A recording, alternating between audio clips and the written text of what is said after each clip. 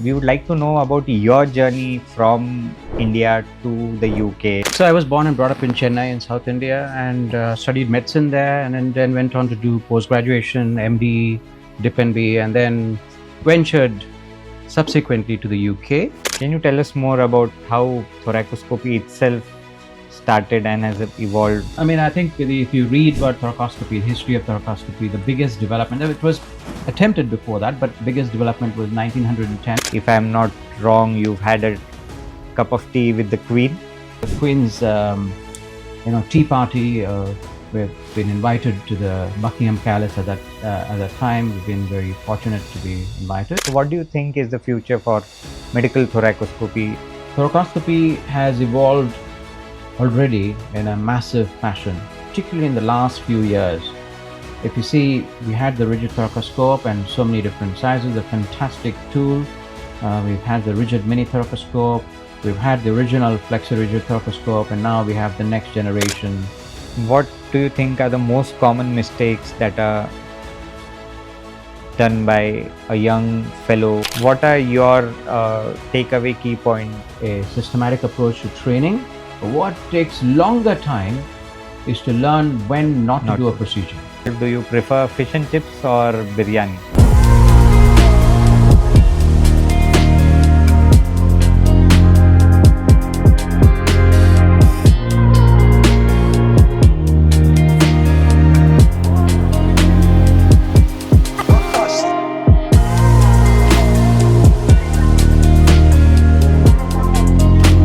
Hi everyone, this is Dr. Arbat and I invite you all to IP Unplugged, a podcast where we go beyond the science, skills and stories in interventional pulmonology.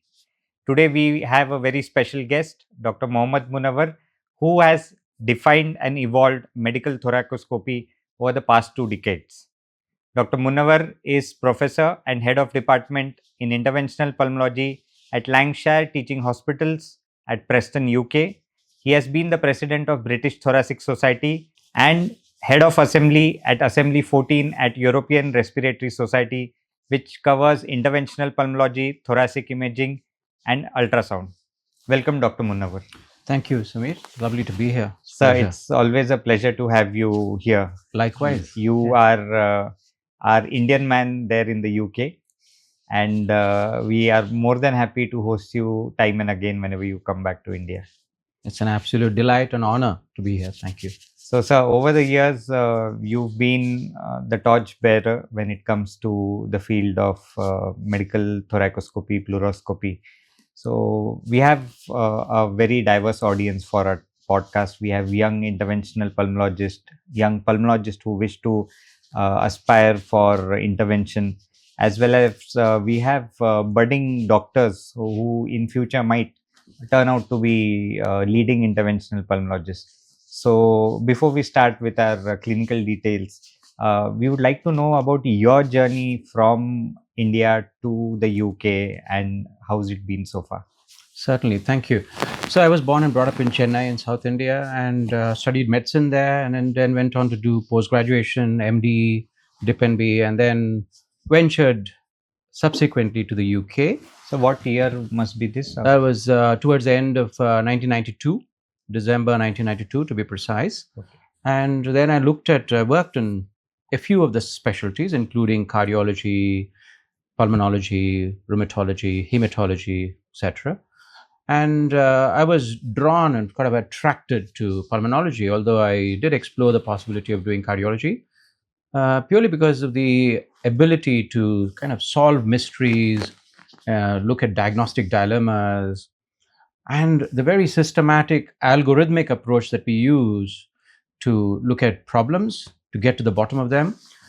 And subsequently, I was fascinated by the skills that one needs to adopt, because it's the combination of both a physician role as well as procedural role. And that's what really attracted me to the specialty of pulmonology. So when did you transcend from pulmonology to interventional pulmonology? Was it from the first day or? No, not really. Actually, I was when I was training in pulmonology, there was, in the UK certainly, there was no interventional pulmonology, actually. Very little, if any. Hardly anybody did interventional pulmonology. When I looked at the possibility of doing procedures, I suppose the only procedure at that time was conventional TBNA. And slowly I realized that this is a niche specialty, interventional pulmonology, and there was a lot that patients could benefit from it. And that's the reason I went down that route. So I saw myself during my practice that there were many patients who were not getting accurate diagnosis. Even if you did conventional TBNA, more than 20 to 30% did not get an accurate diagnosis. In fact, that percentage was much higher initially. So that's the reason I took up, and then I went to Europe a couple of times where it was well developed, I would say. Although there were limited number of techniques, it was more well developed. So France, Germany. So I went and visited and viewed those, and then when I came back, UK at that time was very conservative in this regard, and so slowly, one by one, every year I used to work on a particular technique, and evolved into interventional pulmonology as it's today. So, how difficult was it for you to adapt these new techniques into your practice, considering you are part of a big system like NHS? So, how did that part go? There are a lot of hoops to jump, quite rightly so in a way, because it's focused very much on patient safety, which I like, and I'm passionate about patient safety. And so in the UK, I had a number of regulations that I had to read up. And even in the hospital, you have to go through various committees to prove that something is truly of benefit and with minimal risks. So that was a challenge, without a doubt, with many procedures. But it happened not overnight. It took a lot of time and a lot of work, but slowly but surely, we got together with a few people, like-minded people. We're able to exchange our experiences and develop it slowly. So, I believe you must be one of the forefathers to establish these newer techniques in the UK. Well, there were a few people who did a lot, and I think credit to the entire team. Having said that, certain techniques were simply not developed in some parts of the country. Yeah. So besides London, where there are a few centers which are evolving, other parts of the country, north, because I'm about 4 hours from London, Yeah. patients were not getting those sort of procedures done. So that actually motivated me even further to learn and bring the skills and the equipment to those areas. And how did your education from India translate into your work or your further training in UK? How much did it help you, considering that your medical school was from Chennai? Yeah, it was tremendously beneficial because we had a very firm grounding when it came to theoretical practice. There's a lot of theory that we learned.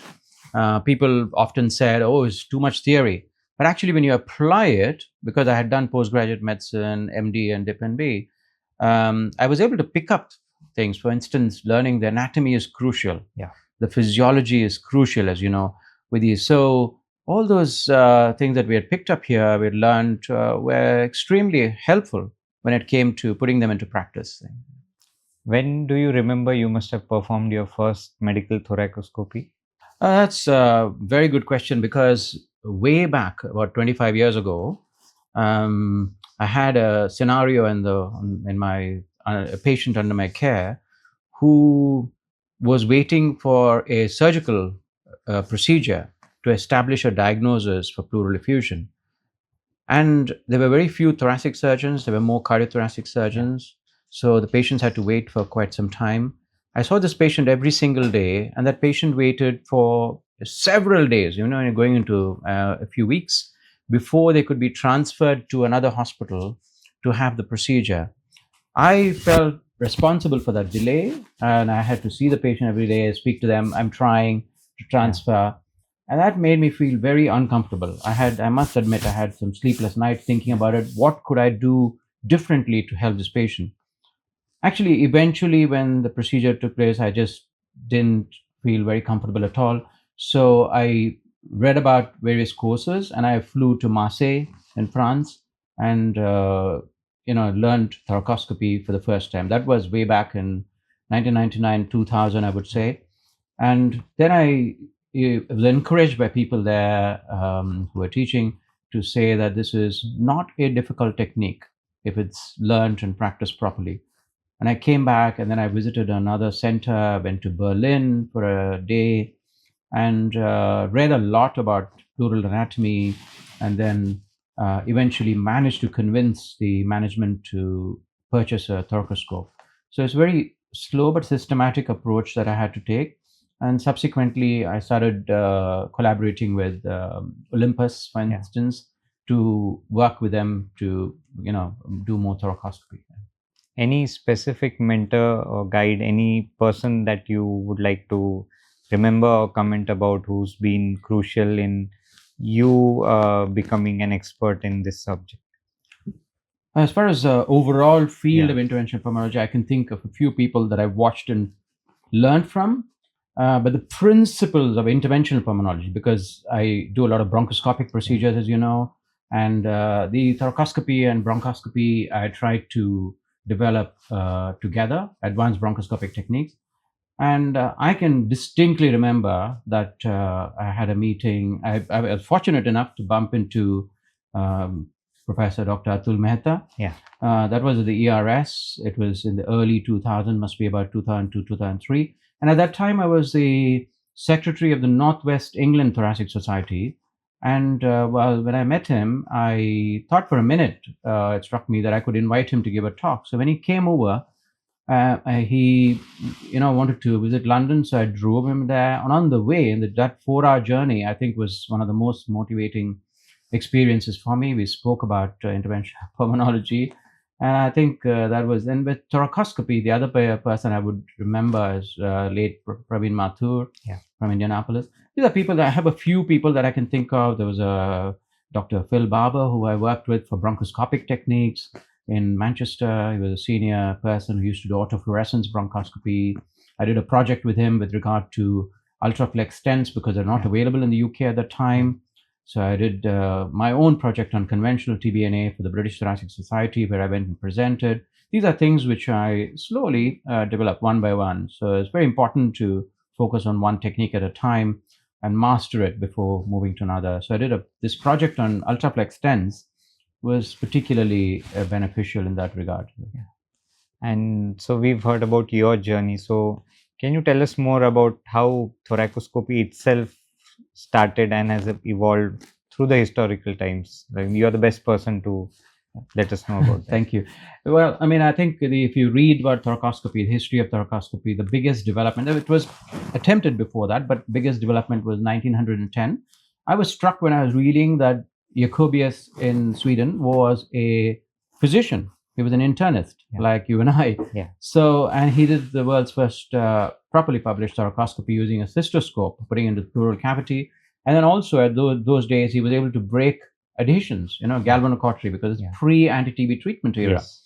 And that made so much of a difference. And I read about that, and I read about a few other people who did thoracoscopy, Christian Bouton, Marseille, Robert Laudenkemper, and Berlin.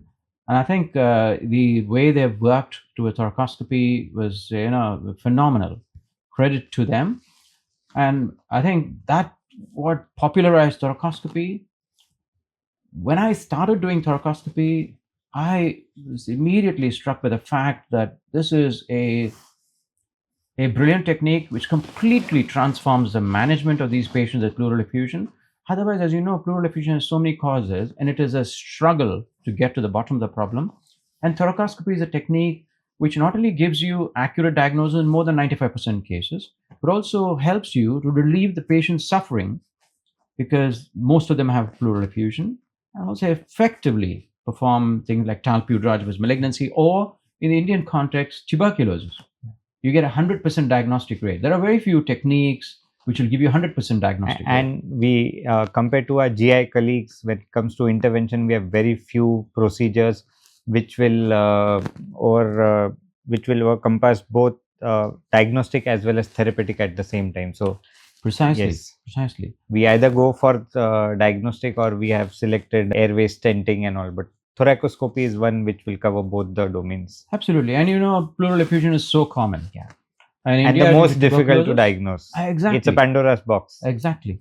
There's so many causes, And in the Indian context, the pleural effusion is so incredibly common, and it can be tuberculosis, no doubt, the most common cause, but at the other end, it can be malignancy. Yes. And so many other causes in between.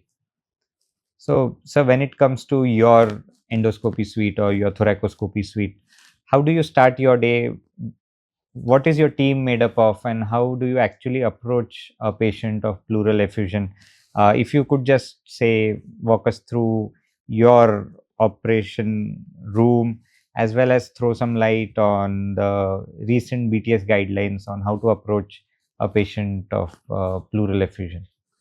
Yeah, so this is the beauty about respiratory medicine, pulmonology, and interventional pulmonology, and beauty about a technique like thoracoscopy, because what we do when a patient comes in with a pleural effusion in our hospital for many years now, we have a pleural team.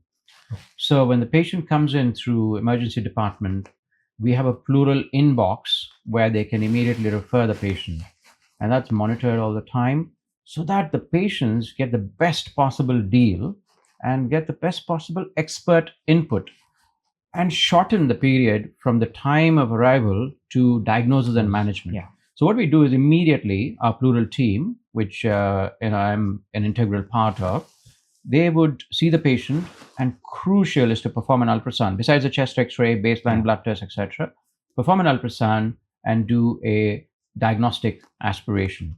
That will then dictate whether this is a transudate, whether based on Light's criteria, or empyema, for instance, infection, where the route you take is quite different. But if it turns out to be an exudate and not an empyema, the very next step we would do, as soon as we know that, we'll check whether the pleural fluid cytology is positive. If not, we will do a contrast enhanced CT scan in the venous phase and then go on to plan a form of biopsy. Now, at the back of the mind, no matter where you practice, you need to bear in mind the possibility of tuberculosis, because it is not too difficult if you do a procedure. Tuberculosis involves the pleura in a diffuse fashion, and when you take a biopsy, you can confirm the diagnosis and you can get sensitivity. And it's one condition which is, if compliance is proper and is not resistant, you can get complete cure. Yeah. And what better for the patient than to get the accurate diagnosis speedily and get a complete cure? So 3 questions till this step. First, you mentioned about an ultrasound. So what is your emphasis on the physician performing an ultrasound by himself or herself, or if you are sending the patient for an ultrasound to a sonologist? So what would you require in the reporting to plan your strategy up ahead for this patient? So one is regarding the ultrasound. Second is, as you mentioned, is you need your patient to be properly evaluated, and you also wish to see that the cytology is negative. So how much pleural fluid would you recommend is the correct sample for getting a cytology result? And third, as you mentioned, is now if we have to set up a team and go ahead with the thoracoscopy procedure, or if we have to consider chances of tuberculosis. So which patients would you subject for thoracoscopy, and at what stage of procedural diagnostic procedure would you consider thoracoscopy? So we'll start with ultrasound. So what's your take on the physician performing the ultrasound? It is absolutely essential that a pulmonologist is trained to perform ultrasound. But it's not a part of our formal training, at least in India. Exactly. Yes. This is what we need to aim for. I know it's easier said than done in a massive country like India with so much diversity. But the reality is, we were in this position in the UK way back in 2005 when a study, an audit, showed that over a period of 3 years, the NPSA alert, as it's called, over a period of 3 years, there were 12 deaths because interventions such as chest drains, ICDs, were placed without ultrasound guidance, and 15 with very serious injuries. And that led us to think that is not acceptable. Unfortunately, this is happening in increasing numbers, and we don't realize until we do a proper audit.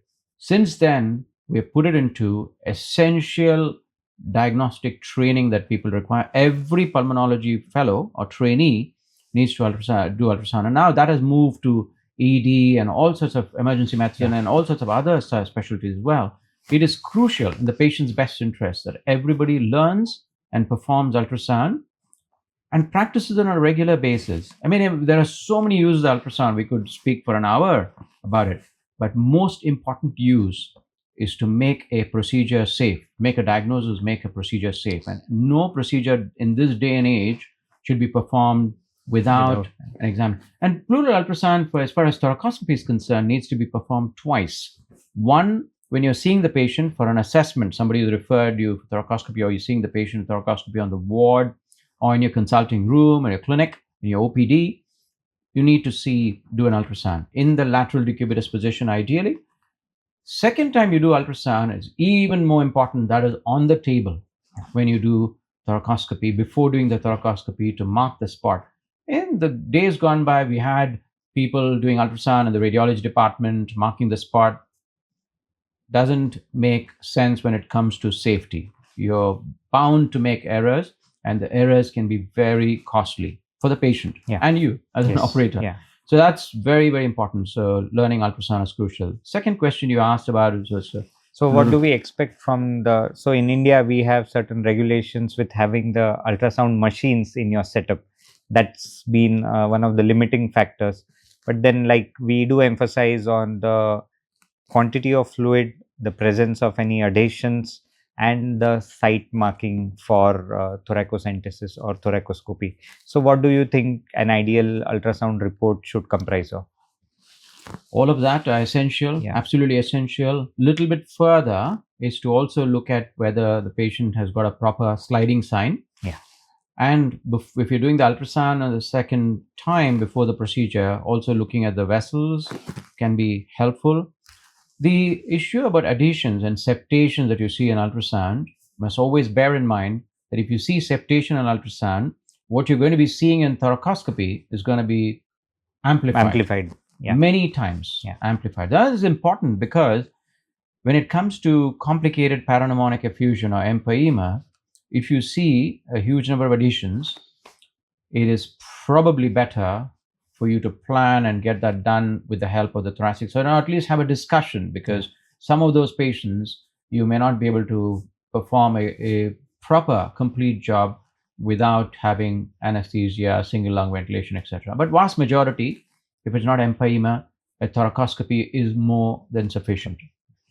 You were talking about cytology. So one very common question, I believe it might be basic for you, but what is the right amount of fluid that will get us the positive cytology? Yeah, I mean, in an ideal world, we should not even ideal, practical speaking, that you use minimum of 50 mils for cytology, because you're going to use the cytology. You're going to do a cytospin, you're going to collect the sediment, you're going to do a cell block, all of that. So for that to maximize the diagnostic yield, you need 50 mils. And less than 50 mils, your diagnostic yield drops. So that is crucial. Now, another thing to remember, as far as cytology is concerned, its main utility is with diagnosis of malignancy. But there's a wide spread depending on what malignancy. If you see something like mesothelioma, the positive rate is in single figures. And at the other end, you have gynecological malignancies, for instance, or adenocarcinoma of the lung, where it's an 80%. However, in this day and age, that positive diagnosis with cytology may not suffice, because your oncologist will require a biopsy. Will want a biopsy because you need molecular markers, the age of personalized medicine, targeted therapies. And when do you subject a patient for medical thoracoscopy? At what part of your diagnostic protocol do you now feel that a thoracocentesis might not suffice and this patient needs to undergo thoracoscopy? I mean, thoracocentesis or pleural aspiration, diagnostic pleural aspiration, is an essential first step, without a doubt. Except if there is a very strong suspicion of mesothelioma, you could argue that you could go directly, but vast majority of the time you need to, do the thoracocentesis to then plan thoracoscopy. Very important point to remember is, once you've done the diagnostic pleural aspiration, proceed to thoracoscopy soon, because any intervention of the pleura is likely to make the pleura, simple pleural effusion, complicated. And that makes thoracoscopy either difficult or not as effective, because you get that rind, you get the pleural inflammation, you cannot actually take proper biopsies of the pleura, you get a false negative result. So the sooner you perform thoracoscopy, without a doubt, is the best diagnostic test. Effusion to secure the diagnosis, manage the effusion, prevent reaccumulation. And these days, with some of those patients, we also put in an indwelling pleural catheter at the end of the procedure. You are visiting India fairly regularly, and I'm sure you are aware about the practices that are going on in the Indian scenario. We don't have a pleural team to actually attend to a patient right away. So there's also some level of reluctance when it comes to thoracoscopy from the referring physician or from the pulmonologist per se, because it's an intervention more than just medical treatment. So can we safely say that if a patient is being subjected for an ICD drain in an Indian scenario, should we have a high suspicion for certain sub-segment patients who are suspicious for malignancy, tuberculosis, drug-resistant tuberculosis? Should they be subjected for thoracoscopy if the patient is already having an ICD? Great question. I think it's a very important point to remember is that patients who come in with a pleural effusion for the first time without a diagnosis, putting in an ICD is not a good idea at all. One of the worst things that you can do, because it messes up the pleural cavity if you do not have a diagnosis. There are scenarios where the patients are the first, but in the Indian context, where the appearances are highly suggestive of tuberculosis. For instance, if you do a pleural fluid ADA, for instance, it's suggestive of, and because tuberculosis is a diffuse disease, you can do without thoracoscopy by taking pleural biopsy under image guidance, for instance. There is a role for that. We've not reached that stage where just the fluid, some very advanced research lab, they can do a lot more with a fluid, but we've not reached that stage, and I don't know whether we will be. But in the meantime, if you do not have thoracoscopy, you can focus on image guided or ultrasound guided, and some centers CT guided biopsy of the pleura and then drain the effusion. So I would not recommend placing a chest drain. The point is, image guidance can also be helpful in certain scenarios like that, or if you have very definite nodular pleural thickening, a growth which is accessible by a true cut biopsy needle under image guidance. But there is the best diagnostic yield, without a doubt, is with thoracoscopy. The safety of thoracoscopy has been proven. You've got in India itself, a team from Chandigarh, Ritesh Agarwal and colleagues carried out a meta-analyses in 2013 that they published, showing that the complications were negligible, diagnostic yield was well over 90%, and there was no mortality. So when you learn thoracoscopy in a systematic fashion and practice it, it's a very safe technique. It's actually an extension of placement of ICD, which you alluded to earlier, but in a more controlled environment by a trained operator. That is key, the trained operator bit, under ultrasound guidance. And bringing it to a conclusion, because you're going ahead with a diagnostic biopsy at the same time. Instead of just putting it an ICD drain, a thoracoscopy will actually lead us somewhere as far as the patient diagnosis is concerned. So I believe that is one major advantage if the patient undergoes a thoracoscopy. Absolutely. You'd like to do the best for the patient. And if you're keen to do the best for the patient, without a doubt, you need to do everything in one sitting. And it's a controlled environment. It's a sterile environment. Earlier on, you asked about what is your setup for thoracoscopy. The first thing we do when we come in to do a thoracoscopy, and we try to do thoracoscopy first thing in the morning. The reason is pleural cavity is completely sterile. We don't want to do other procedures before that. We try to do, because overnight there's deep cleaning of the endoscopy unit. We perform the vast majority of our thoracoscopies in the endoscopy unit. Although I have access to theater, we perform in the endoscopy unit. What you need for thoracoscopy is a trained team with you. It's a team effort. So when you're learning thoracoscopy, I would strongly recommend that your team also learn the thoracoscopy. That is your nurse who's going to scrub and assist you with all the equipment. There needs to be another nurse who's going to look after the patient, a third trained individual who's going to deal with the equipment. I'm talking about ideal scenario. Now, actually, most thoracoscopy can be performed by a single operator. If you have somebody to give sedation, which you need only a small amount of sedation, that's fine.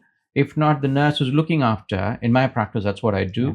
They are trained and they give the sedation. And what sedation do you use? Simple sedation, just like bronchoscopy. Midazolam, 1 to 5 milligram, fentanyl, which is starting off at 25 microgram, and incremental doses. That is the key, whilst observing all the parameters and then giving them incremental doses. Not too much too soon, but what we have is a safe sedation policy which you need to learn and practice. So I believe sterilization is a major difference when it comes to all the bronchoscopy procedures, right from a basic bronchoscopy to a cryobiopsy. When it comes to thoracoscopy, a lot of emphasis has to be given that the environment needs to be sterile because we are entering the thoracic cavity.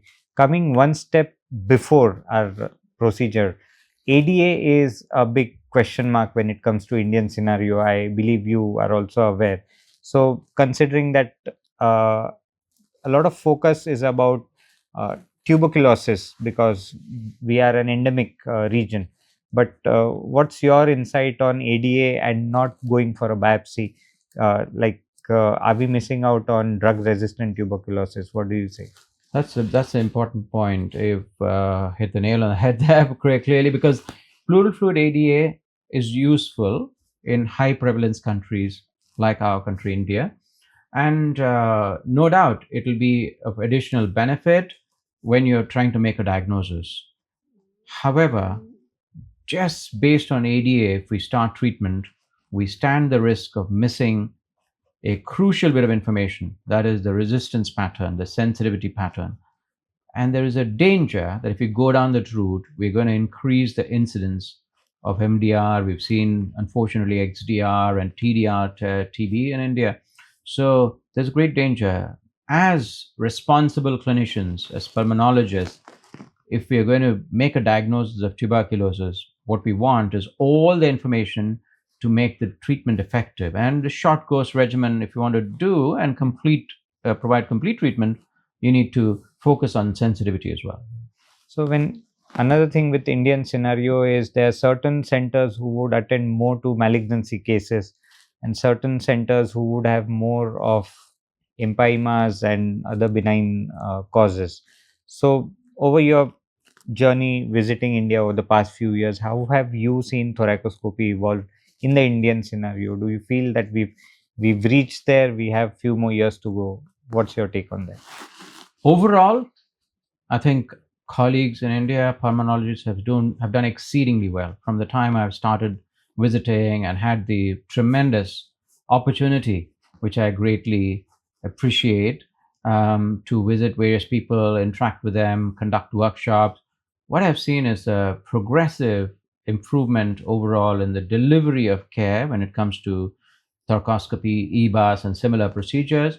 And it's phenomenal what has happened. When I go up and down the country and see how well people are doing and some brilliant academic work, etc. But there are patches, there are areas. In the bigger cities, there's a lot more. There are some areas in some small, more remote areas where we could do more. But as India is a vast country, there's so many things to do otherwise. So I can understand. But overall, I think the progress has been good.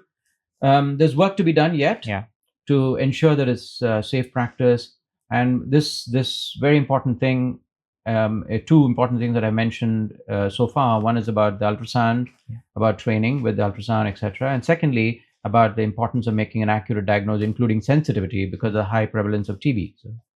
And I heard yesterday you had an excellent presentation on some newer imaging modalities that are there with the thoracoscopy system. So, would you like to tell us in more details about your presentation yesterday? It's a very exciting time for thoracoscopy because we have a new flexi-rigid or semi-rigid thoracoscope. It's called the LTF H290.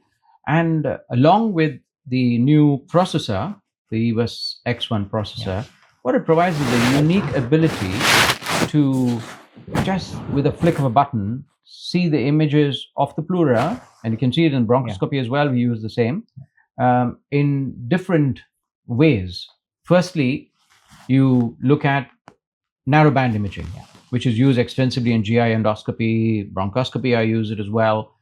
And what it does, it tells you about the superficial capillaries. Yeah. How is this important? Vast majority of the time, there are extensive abnormalities in the pleura. If there's, you don't need to worry too much about it. You can just go and take your biopsy. But there's instances where we come across where there's diffuse thickening of the pleura and you don't know where to target the biopsy. There, it seems to help, and there are a couple of studies showing that. That's one. But the new processor and the new scope, additionally, I think the most important thing that I have seen is the use of a modality called RDI, red dichromatic imaging.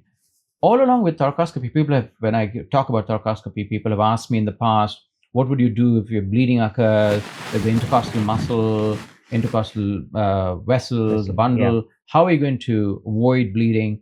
Now, here is a technique which allows us to actually visualize the blood vessels underneath the pleural lining. So very easily, having the RDI imaging on, you can target and take biopsies when there is no significant, extensive infiltration of the pleura. So that has been enormously helpful. The other thing is that the new thoracoscope allows us to flex it to 180 degrees.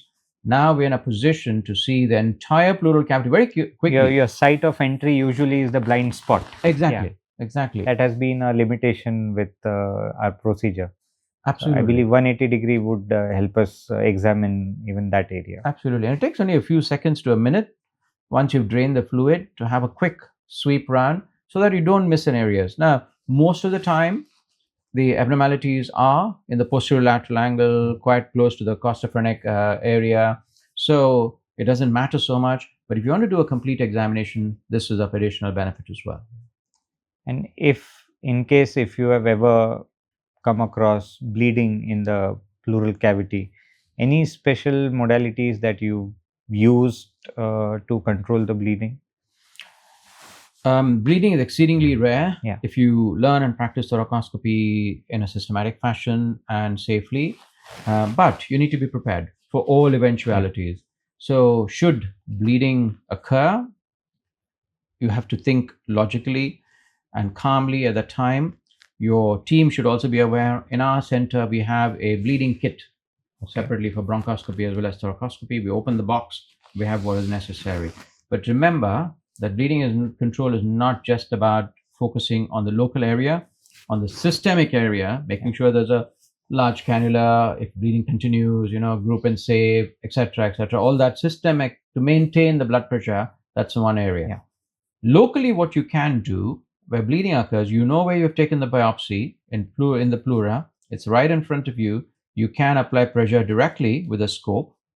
You can try various things like spraying adrenaline, 1 in 10,000 adrenaline. You can spray even cold saline like you do with bronchoscopy, although it'll just wash off the cold saline. Pressure on the area, not just from inside, but externally. So that is an important point because you need to know where you have taken a biopsy from in relation to the exterior. So your understanding of the anatomy is pretty much important. Yeah. Crucial.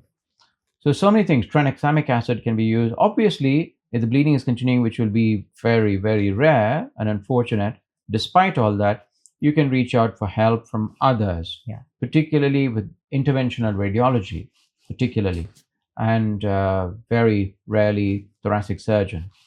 So these are sort of things that you need to bear in mind and be prepared.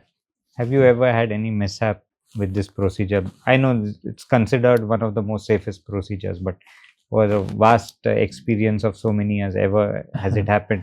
Maybe not like you said, not on the local part, but a systemic complication related to this procedure. Has it ever happened with you or any of your colleagues?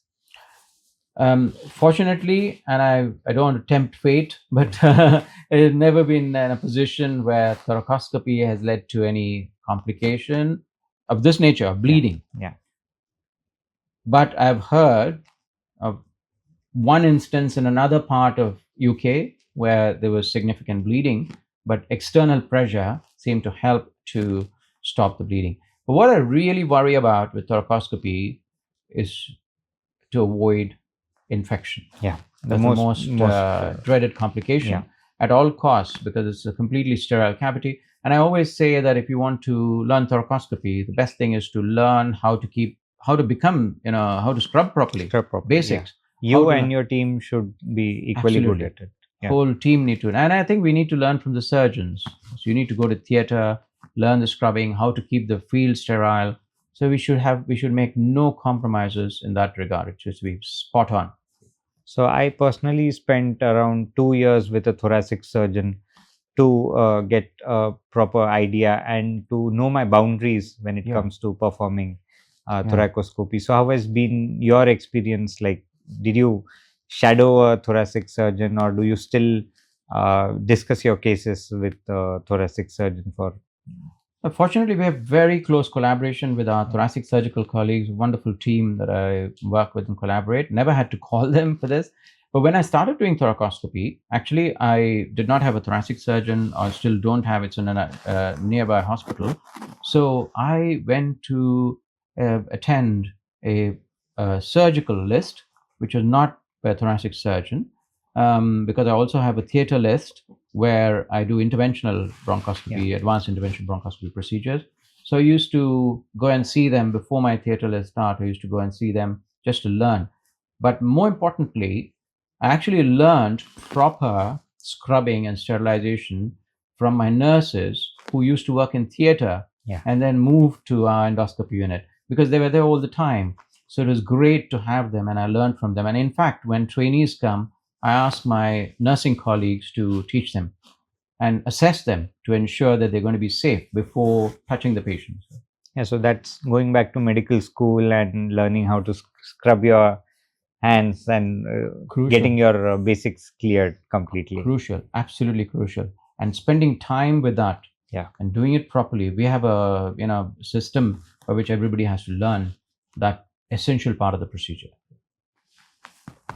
Has it ever happened that any of your procedure during performing a medical thoracoscopy had to be converted to a surgical procedure, multiport thoracoscopy? Like, has it been the case for any loculations or adhesions or a very thick peel? Never happened, I have to say, but this raises a very important issue. It's all about patient selection. Just like with any procedure that you do in interventional pulmonology, whether it's bronchoscopic or thoracoscopic, it's all about patient selection. And we have this brilliant tool called thoracic ultrasound now, which allows us to assess. And I've never had, and you should know your limits. And if you see on ultrasound that there's something not right, and I would always have a multidisciplinary discussion involving my thoracic surgical colleague and decide what's the best for the patient. So, what, according to you, is an absolute line where you would now get a thoracic surgeon involved? Would you look at the thickness of the peel? Would you look at the loculations, patient history? Where do you feel that this case will not go for medical thoracoscopy, has to go to a surgeon? Absolutely. I mean, I think the most useful tool is on thoracic ultrasound. You see extensive septation. I would not do a thoracoscopy. I could do, but it's probably not the best thing for the patient. There is somebody, the thoracic surgeon, who will do a better job than me. I want my patient to be sorted, not about me doing the procedure. So I would take the whole picture, no doubt, looking at the clinical picture, the CT scan, if you have done a CT scan with contrast appearance. If necessary, I'll speak to the radiologist, but I would discuss with the thoracic surgeon. But ultrasound, if it shows extensive septation, I would not take them up for thoracoscopy. Ever been in any dilemma regarding transudative and exudative fluid, and any particular case that you remember had a very rare etiology, or you had to scratch your head for getting a diagnosis? I do get referrals from other places, and there are certain cases which stick to my mind where thoracoscopy made a massive difference. And originally, when the patient, for instance, the most recent that I can remember is a teenager from another country who was referred, had moved into the UK and was having a pleural effusion and a number of other symptoms, and a few different investigations had taken place. And because of the ethnic origin, which was thought that this is likely to be a certain condition, and they could not understand because it's a teenager with a persistent pleural effusion and a number of systemic symptoms. And after much discussion, I took the patient to the endoscopy unit and did a thoracoscopy to find that Gene Expert Ultra was positive. So I think in that particular patient, the patient and the parents were enormously grateful.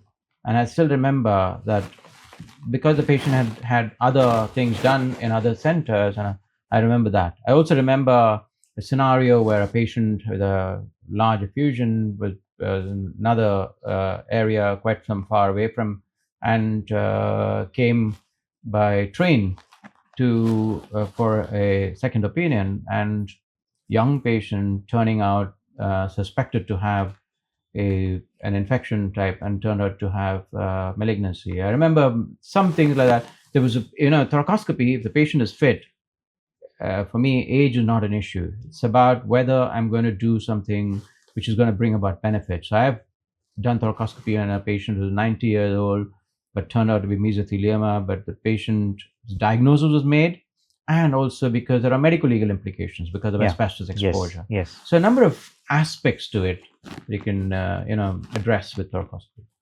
So we'll come back to thoracoscopy, but since we have you on this podcast, you are also a very aspirational figure when it comes to taking up leadership roles.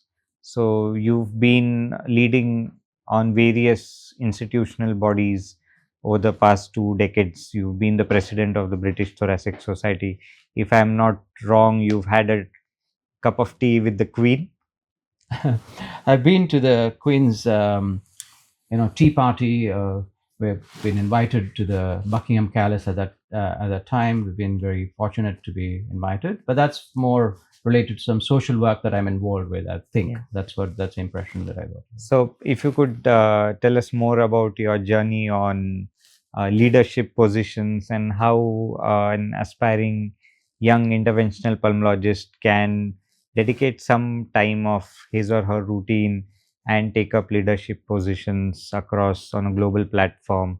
How was your journey? When did you start taking interest in institutional and academic as well as administrative duties in your line of work?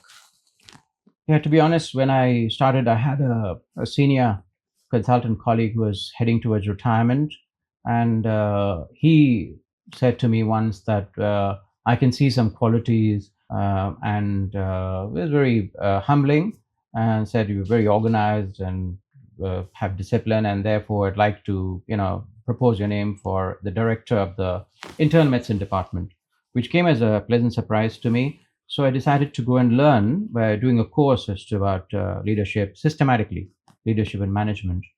As far as the external roles are concerned, it was largely because besides clinical work, which is the main thing that I enjoy, I like to do a bit of research, but also I am very passionate about teaching, especially postgraduate teaching.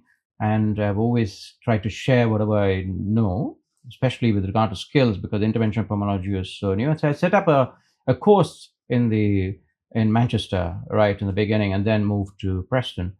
But that led to education and training opportunities, and it gave me a great deal of satisfaction when people there, as well as in India, fed back that they had, done procedures to benefit patients. At the end of the day, we all here in our field to benefit patients. At the end of the day, when patients have benefited because of my help to train somebody, that really boosted my whole ethos of trying to share knowledge and skills. And that led to some work with the British Thoracic Society, some work with the ERS, and then EABIP. So one thing led to another. I never actually aspired to be a leader, to be honest. Yeah, but I just consider myself a simple clinician who just wants to do a good job, look after patients. That's how I started, and that's how I still do. I think so. Your teachings have percolated through the layers, and that's how you've been ascending up in the hierarchies. How I see that you're doing your work, but the more people you teach and the more people who benefit from the people that you teach is what add-ons to your value. That's very kind of you, but I didn't see myself as a leader or educator. I just thought I'll share knowledge at that time, and even now when I come, I try to, particularly to India. I thought in the beginning that I was sharing my knowledge, but now with so many advances in India and how well people like yourself and other colleagues in interventional pulmonology are doing, I find that there's knowledge exchange because I learn from all of you as well at the same time. So I think this is a process has happened out of the blue. I have not planned this. I've been fortunate to for one thing moving on to another, but the main focus has always been to share knowledge so that it can benefit patients. Then, So I think so. The message for young doctors is that teaching and sharing knowledge is one way through which you can be considered for leadership roles. As in, that's what I think so. You're trying to convey. absolutely, if you genuinely wish to share knowledge and then organize things which will benefit others, and possibly then you can move on to leadership role. I would say it's good to have look up to people who have conduct things in a certain manner, learn from them, have a mentor who's going down that route and is doing remarkably well, seek advice, speak to senior colleagues, be willing to learn, because I come here, even this trip, I was attending the conference and I learned from so many people, not just seniors, but actually many junior colleagues. And so observe and learn is from everybody is the most important thing you can do. And you mentioned that you were told that you are very well disciplined and you have a systematic approach towards a lot of things. So I think so that's also beneficial. I keep trying to do that. This is something that I was told by a senior, but I'm not. I know that I always find that I'm not doing things as well as I would like to. So it's work in progress. I think so. Every overachiever or multitasker always feels that he or she is deficient, but I believe you're doing a wonderful job Oh, and thank you. it's shining through. Thank So, what's your take on future for ERS when it comes to interventional pulmonology? Since you will be the head of assembly, you're already the head of assembly, and what's your take? What plans do you have? So, like the British Thoracic Society, the European Respiratory Society is an extremely well-oiled machine. It's a big machine. It's a big machine, It's as a it huge should be. machine. It's a Yeah. huge organization. Yes. It's got global reach and global responsibility. And I think I'm hugely lucky, enormously fortunate to be in a position where I've got elected to this post. I see as a sense of responsibility, and that's the reason I am, in a way, happy that I'm, stepping down from my role in the EABIP so I can focus on the ERS. ERS has a number of responsibilities, particularly educational responsibilities, but also scientific responsibility. So, and it's got a global reach. So I'm planning a few things on the back of that, and I'm going to work with the ERS. There's amazing organization. There are so many individuals in the ERS who are absolutely brilliant and extremely experienced. So I'm hoping to interact with people from all over to get the best for eventually the patients, because that's what we are here, even ERS. And we do better with regard to education, training, research, and then the common man, the patient, is going to benefit from it. This year we had ERS India Summit. This is the first time we had ERS been organizing a comprehensive event in India. So we are very hopeful that we'll have some ERS guided courses with interventional pulmonology as an outreach program in Indian centers and Indian setup. Hopefully, certainly we can work on that. Might take up the post uh, properly in September at the next ERS. That would be Amsterdam. Amsterdam, that's Yeah. correct. Yeah. So now, since we have talked about future of ERS, we'll come back to thoracoscopy. So what do you think is the future for medical thoracoscopy? How do you see things going ahead in the next 5 to 10 years? Anything you believe would be a game changer, or anything that would make a significant impact on patient care as far as the pleura is concerned? Thoracoscopy has evolved already in a massive fashion, particularly in the last few years. If you see, we had the rigid thoracoscope and so many different sizes, a fantastic tool. We've had the rigid mini thoracoscope.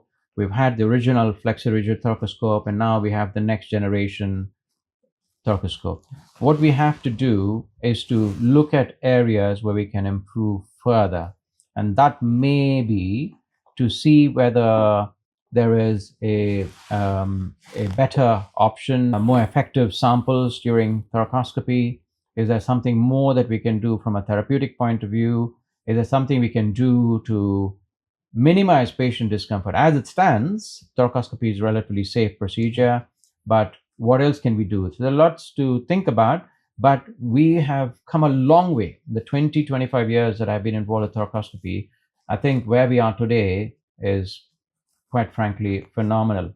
And we've reached a stage where thoracoscopy needs to be utilized more for the benefit of the patients. Side by side, I'm very aware that there's lots of technological advances in, for instance, pleural fluid analysis. Yeah. That's something we need to watch as well. So if there is a particular development there, we need to adapt that as well. Yeah, I think so. We, all of us, would aim for better patient care, and if it comes through a non-invasive manner, we'll, all of us would be more than happy if we have certain markers which can help us Yeah. completely bypass any intervention. But I think thoracoscopy has a very important role when it comes to the therapeutic impact it has on the patient's health. So thoracoscopy will remain. It's a mechanical tool. Absolutely. And the thing is, thoracoscopy actually is made out like a surgical procedure. Originally, that was the Yeah. case. Even when I did the first presentations on thoracoscopy with the semi-rigid or rigid, people said, and there were, places where I've gone and presented, and I was put into the surgical section thinking it's surgical. Actually, thoracoscopy is a simple procedure, especially with the use of ultrasound. All you're doing is, previously, you put in chest drains at a risk. Now you're putting in a chest drain, an ultrasound guidance, and you're having a peep into the pleural cavity under direct vision. You're taking biopsies. What can be better than that for the Yeah. patient? Yeah. You're doing everything, and it takes about 30 to 40 minutes maximum. So can't get better than that. I would like you to comment on few small areas like the role of cryobiopsy. There are certain centers who are performing cryo for pleural biopsy through a thoracoscope. How much significance do you think it holds compared to our forceps when we go for pleural biopsy? Yeah, the number of studies, as a meta-analysis, also on cryobiopsy. Personally, I do use cryobiopsy very, very rarely, very occasionally. The reason is now we have the new biopsy forceps. The 420K, that Yeah. model, which has a 2.45 millimeter rather than 2 millimeter diameter. And that gives you much bigger sample and gives you an anchorage on the pleura. Yeah. And the ability to do the pinch and peel, which is crucial. So the use of cryobiopsy, and certainly in my practice, I would say, has gone down because of that. The older biopsy forceps which we had was smaller. Now with this biopsy forceps, the role for cryobiopsy is very small in thoracoscopy. When you do rigid thoracoscopy, there's hardly any role. Yeah. Because you get much bigger chunks anyway. With the flexi-rigid thoracoscopy, there was some role, but that's reduced and is minimal now. How do you think IPC has changed things for patient care? It's been there since a long time, but it's not still as efficiently used in Indian scenario, most probably because of the cost that is involved. But what's your experience with IPC for patients post thoracoscopy? So with known pleural effusion, IPC, known malignant pleural effusion, IPC does make a dramatic difference when people do not want to be in hospital and outpatient. Thoracoscopy-related IPC placement has a small role when it is quite clear that the patient's lung is trapped. However, we're not great at predicting lung trapping. We conducted a trial in the UK, a group of us called the TACTIC study, which is going to publication shortly, comparing the use of standard approach, that is thoracoscopy talc pewter chest drain versus thoracoscopy, talc pewter chest drain, and IPC. Right. We started using this predominantly for patients who are traveling long distances, so high suggestion of trapped lung, and you want to reduce the length of stay, you want to get them home soon. So you would remove the chest drain within a couple of hours after the procedure, leave the IPC in, and then send them home. But now there is a role for it. So there is an increasing role, I would say, and it seems logical to use an indwelling pleural catheter in those sort of patients. I totally appreciate the cost issues. We need to find a way to reduce those costs. Cost of the bottles which are used, can we use something alternative to the bottles, which is safe enough, because we don't want to cause problems after placing the IPC. In our practice, we use IPCs regularly and even post thoracoscopy or during thoracoscopy, and cost is not an issue because it's not that expensive there. In my practice, for the right patient, an IPC has been uh, a major game changer. Patients have been really thankful because the quality of life has been completely transformed. Absolutely. Patients who've been having a drain since a long time, and now they've been shifted to IPC, and they've been very vocal about how they've been able to live a regular life post the IPC. Absolutely. Keeping the cost aside, I think so it's a very useful tool. Yeah, the issue of quality of life, that's really important, because you can train the patient and carer relative to look after the IPC, and that bit is very important because you do not want to pick up an infection related to the IPC. But once you focus on that and get that sorted, then IPC dramatically transforms the quality of life. People can travel as well. Some of my patients have even traveled abroad on holiday with the IPC. So yeah, quite a lot of time putting the patient on palliative care. So even the palliative care specialist has mentioned as to how the IPC has helped the specialist in letting the patient perform what the patient needs to do, wants to do. So I believe that has been very useful. Dr. Munavvar, pain is a very crucial issue when it comes to any pleural intervention.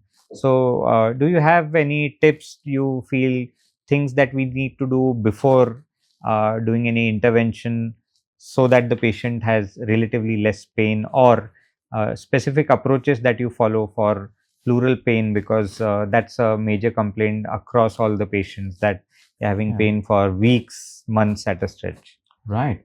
So during the procedure, pain during the procedure, especially when the pleura is not extensively involved, there's patchy involvement, or the relatively normal looking pleura, pain can be a significant issue.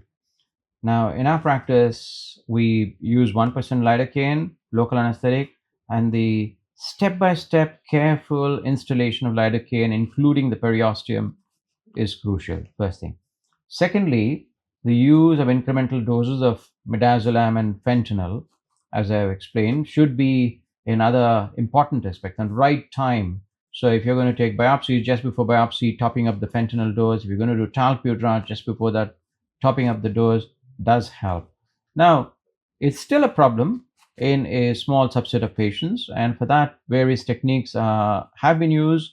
Some have been published, including erector spinae block, but you need an anesthetist help with that. You can also use intercostal nerve block, those patients, some patients, but it's very rare for me in my practice to use any of those. So effective analgesia and effective local anesthetic is crucial. And post procedure, if your patient comes with complaints of pain? So fortunately, I don't see as much in the 24 hours that the chest drain is in. There can be pain, for which we give dual analgesia, we give them nighttime sedation, etc. And increasingly, what we have done is day case thoracoscopy, where we do the thoracoscopy first thing in the morning and try to discharge them in the same afternoon.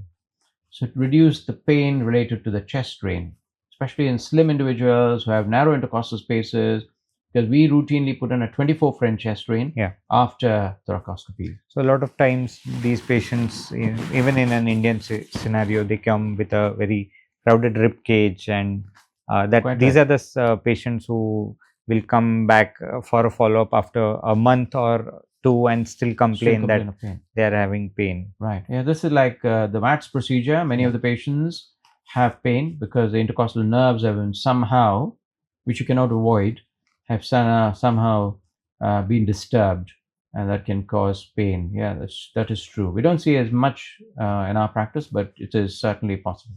When it comes to a diffuse pleural disease, or when it's a completely normal looking pleura, where do you suggest should the first biopsy be taken, or what is the right site for biopsy? Yeah, I try to go to the costophrenic angle and then apply narrowband imaging.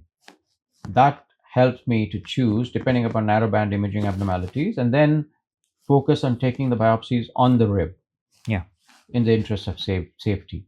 These are sort of tools that you can use, but it can be tricky at times. Any specific changes or any recent advancements that have been there in the protocol on behalf of British Thoracic Society, or anything that you feel has changed in the past 10 years when it comes to thoracoscopy?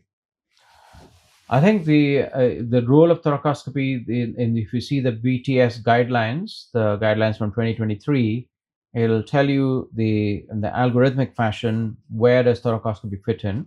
It figures very prominently, but following that algorithm is what I would suggest. It's freely available in the internet. Download and follow. And as we've discussed, it is that systematic algorithmic approach which you follow and then choose patients for thoracoscopy. Vast majority of patients are fit for thoracoscopy. There are very few, if any, contraindications. So just following that systematic approach should suffice, I think. What do you think are the most common mistakes that are done by a young fellow who's training for medical thoracoscopy? What do you feel are the common mistakes? I hope they learn to do ultrasound, and accessing the pleural cavity is where things can go wrong.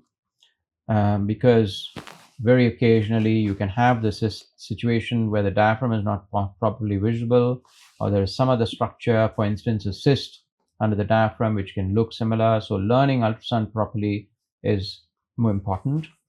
Choosing the site is important. The second thing is, if you're starting thoracoscopy for the first time, it's best to tackle at least a moderate pleural effusion, not a small pleural effusion. Yeah. Thirdly, once you get into the pleural cavity, because we're not surgeons, we've got into the pleural cavity, we see all these structures inside. People can find it exciting. You might have an adrenaline rush to. Exactly. Yeah. Exactly. You don't want to be messing about anywhere near the mediastinum. Yeah. Don't go there. Certainly. And then apex, a lot of structures. You don't go there. Don't touch the diaphragm. Certainly. And then apex, a lot of structures. You don't go there. Don't touch the diaphragm. Then you might think, what do we do? Because it's parietal pleura is where the gold is most of the time. I think so. It's best if you keep it simple. Keep it simple. Keep it simple and keep it safe for the patient. So that should be the focus. So, Dr. Munavvar, what would be your message as whole, not only thoracoscopy, but training in interventional pulmonology, when it comes to a holistic approach towards patient care? What are your takeaway key points for our listeners, young interventional pulmonologists, young postgraduate doctors who will in future might turn into leaders in interventional pulmonology? What are your suggestions? A systematic approach to training, and start doing procedures only after you confident that you've had that systematic approach, whether it's low fidelity, high fidelity training courses, discussion with mentors, being proctored by somebody who has done a lot of procedures in the interest of patient safety. And then remember, the most important thing is that you do a procedure only when the patient needs it. So just because you've learned a procedure, it is very risky to take on patients who are in that borderline scenario. We see it all the time. So learning the technique, learning the technology is important, and it takes time. But what takes longer time is to learn when not to do a procedure. That is crucial. So a cryoprobe in your suite does not mean that you take a cryobiopsy from the pleura. Precisely. The worst thing, at the end of the day, it's all about patient safety, primum non nocere. There's you don't want to do any harm. You know, it's Do no harm. awful if you somebody Yeah. has come to you For as a help. patient. Yeah. Just remember, it could be your friends or family. What would you like for them? So apply the friends and family test at all times, and proceed only if that patient definitely requires it. I mean, interventional pulmonology as such, if you select patients, you can make a massive difference to the patient. If you select patients not so carefully, you can cause a lot of damage and harm to the patient. I mean, our procedures, some of the procedures could look quite risky if you don't select the patients properly. Besides that, of course, fundamentally training, on the technique, training on the technology that you're going to be using, being aware of everything, and being aware as a team with everything that you need for the procedure. So, Dr. Munavvar, I remember meeting you in 2015. I suppose I might be wrong, but it was Udaipur BronchoCon. Right. And that was a time when most of the Indian colleagues were interested in training opportunities in the UK and any mentorship opportunities. I believe things have changed a lot now. India itself is a booming center for training opportunities. But if anyone from India wants to come to UK for a short period of training, is there any way to go about it?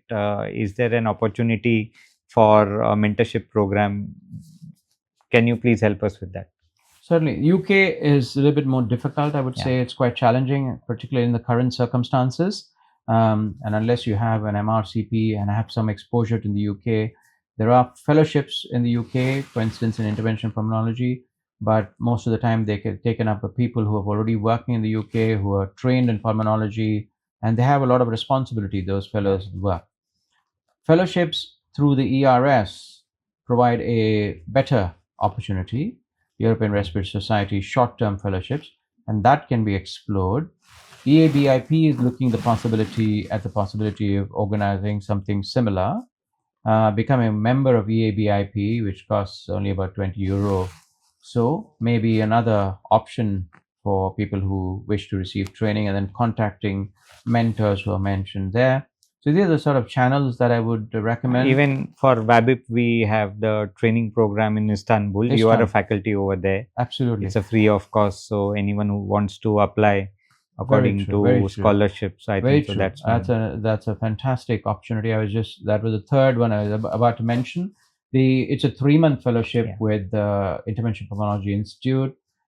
Thanks to Ali Musani, Levin Dalar, and a few other colleagues. Many of us are involved as faculty there, and it's a very structured training program. So that's another opportunity. But as you rightly said, there's so much opportunity in India. There's so many experts in interventional pulmonology in India. Just need to grab the opportunity to go to the right center and learn from these people. They they get so much experience in India because the volume of procedures that you do in India is unparalleled. And the availability of tools and machines is now almost omnipresent across India. Very true. Very true. Dr. Munavvar, there's this constant debate. I would like you to throw some light on rigid versus semi-rigid thoracoscopy, the indications, the safety profile, and how do you keep thoracoscopy safe? What is the right way of taking a biopsy, and how to deal with the bleeding? Is it genuinely that worrisome in a procedure like thoracoscopy? So when it comes to issue of taking an effective biopsy, it is crucial that you adopt what is called the pinch and peel technique. So effectively, you use a biopsy forceps, you anchor on the pleura, and then pinch the pleura, and then move the entire unit so that you can peel. And the next biopsy, you should go to the edge of it to confirm that you're getting a full thickness biopsy from the pleura. Now, this used to be difficult with the older forceps that you use with the flexi-rigid scope. With the rigid scope, it was simpler because you have a bigger biopsy forceps. Now, with the new biopsy forceps that you have, it is even simpler to get bigger biopsies and adopt the pinch and peel technique. So it's not difficult at all. It's all about technique, focusing on the pinching the edges, and taking biopsies. When it comes to rigid versus semi-rigid, thoracoscopy. So, what's your take? So the principles and practice of thoracoscopy, whether rigid or semi-rigid, is exactly the same. There are some pros and cons, and you need to look at both aspects, whether choose which you want to. I was doing rigid thoracoscopy until the semi-rigid thoracoscopy became available. I trained in rigid thoracoscopy, but since I started using flexi-rigid, and I have a rigid mini thoracoscope with me, I hardly ever use it, and I can't remember the last time we actually functionally used it. So there are instances, certainly in this country, where I have been told that sometimes a rigid thoracoscope, when there are a lot of adhesions, you can break the adhesions better. But again, that was before the new scope and the new biopsy forceps has become available. So with the effective use of those forceps in the new scope with a larger diameter, because the working channel in the new scope is 3 millimeter, you can overcome that. No doubt, when you use a rigid scope, the breaking of the adhesions is quicker. Now, if you have too many adhesions, actually, we should not be doing the procedure in the first place. There are other issues which come up. For instance, with the semi-rigid thoracoscope, you have some advanced imaging that we need to focus on. The use of NBI we talked about, this use of RDI, we don't have that available with the rigid thoracoscope. Running courses in thoracoscopy, I have come across that people who are learners who want to pick up thoracoscopy, the learning curve is a lot quicker. Very quickly they pick up because it looks and feels exactly like a bronchoscope, and it's compatible with existing processors that they have. So that is another issue. If you go back on comparative studies, what was found is although the biopsy size was greater with the rigid scope, although at that time they used a small biopsy forceps with the flexi-rigid scope, there was no statistically significant difference. However, patients required a higher dose of sedation and analgesia when you use a rigid scope compared to the semi-rigid scope.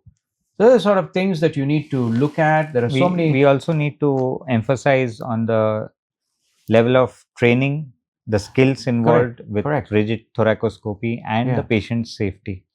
Absolutely. Those are all factors. And sometimes with the rigid scope, you can't reach certain areas, and therefore you might need a second port to get to those areas. With the flexi-rigid scope, very quickly you can sweep around. And the new thoracoscope also has a 3 millimeter working channel, and therefore, when you have talc, the Novatec talc, you can insert it under direct vision. The catheter is 2.8 millimeter. Insert it under direct vision, and you can spray the pleural cavity in 30 to 45 seconds very quickly. So that's another slight advantage. So there are pros and cons. I think there are complementary techniques. It's all about performing thoracoscopy safely, and whatever you feel comfortable with as a kid, use it. And patient selection. Absolutely. And we should not intervene into the surgeon's domain. Without a doubt. Yeah. Without a doubt. I think so that should be the bottom line. Absolutely. Yeah. So Dr. Munavvar, before we come to an end to the podcast, we have a rapid fire round. Okay. You don't get much time to decide, but here are your questions. So what would you choose for yourself? Do you prefer fish and chips or biryani? Biryani any day. Dil hai Hindustani yaar. I'm proper Indian. So biryani is your choice. Any day. Any day biryani is your choice. Is it Kishore Kumar or Mohammed Rafi? Difficult one. I like both of them, but I prefer, I suppose I enjoy Mohammed Rafi songs more. Okay, I won't make you sing any of the songs. We are very much open if you want to present your skills, but any song. People will switch off the podcast the moment I sing. any song that you like the most? Lots of them, and the traditional songs which I. Did I put you in a fix? No, not at all. Not at all. I love listening to old Hindi songs from Mohammed Rafi and Kishore Kumar. Kishore Kumar, anything from Anand to Kati Patang and all the Hindi songs, and Mohammed Rafi, endless number that I have seen, I've heard. So, yeah. Any UK rock band that you like the most? Not really. I'm a little bit out of touch in that regard. Do your kids make you listen to any new music? Maybe occasionally, but not that much really. Running or cycling, any sport that you thoroughly enjoy? My favorite sport is cricket. Besides that, I used to cycle. I used to play football quite a bit. Thanks to injuries, I don't do any of those now.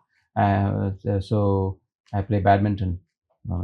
And what brings you to India other than the conferences? I know you have a lot of interest in teaching, but there's something in Chennai that you keep coming back again and again. Family and friends. Yeah. We have a large number, extended family, and lovely, wonderful friends there. So yeah, not just in Chennai, all over the country, all of you developed close collaboration and contact. It's really the thing about India is that the warmth and affection displayed by all of you, attracts me repeatedly to come here. So enjoy my visits. And do you like the sunlight? Sunlight, well, I find it a little bit difficult with the heat. I have to say, I used to, even when I was born and brought up in a hot city like Chennai, I used to, but it's very comfortable. Facilities are brilliant. Food is amazing. Company great. So yeah, can't complain. And you have biryani. Yeah, a lot of things besides biryani as well. I'm a South Indian, so anything from idli dosa to all the exotic foods that are available in India. So idli dosa or sambar vada? No, idli dosa any day. Idli or dosa? Idli more. Yeah. Idli more. Yeah. So Dr. Munavvar, we are really thankful to you for being part of this podcast. You've made a huge contribution not only to the podcast, but over the years you have an irreplaceable contribution to medical science through thoracoscopy and interventional pulmonology. You are currently very extensively involved in training programs across Europe, across India. So that has made a lot of difference for many doctors, including me. Like I mentioned, in 2015, I had just cleared my post-graduation. So it's been 10 years that I've been meeting you, listening to your talks and seeing you train young colleagues on thoracoscopy models. So from the bottom of my heart, I would like to thank you for being part of this IP Unplugged podcast. No, thank you very much. It's been thoroughly enjoyable. With regard to the opportunity to train, I think every time I come here, or in fact other parts of the world, whether it's I think it's a God-given opportunity to be able to make a difference directly as well as indirectly. When I see people like yourself, how well you have done from that time when we first met, it's really very motivating for me. And I know that you're making a difference to patients at the end of the day, and that's crucial. And that's what we want to do eventually. And we can be satisfied and feel justifiably proud of what we have achieved when you've made a difference to patient care. Coming here, speaking to people like yourself, teaching and training, honestly, nothing but a God-given opportunity. That's what I consider. Thank you. Thank you, sir. To our audiences, if you thoroughly enjoyed IP Unplugged, make sure you follow us on YouTube, Spotify, and other channels. I'll see you again with an interventional pulmonology expert going beyond the science and skills into some interesting stories. We would also like to thank Olympus, our academic partners, who have been helpful in this initiative.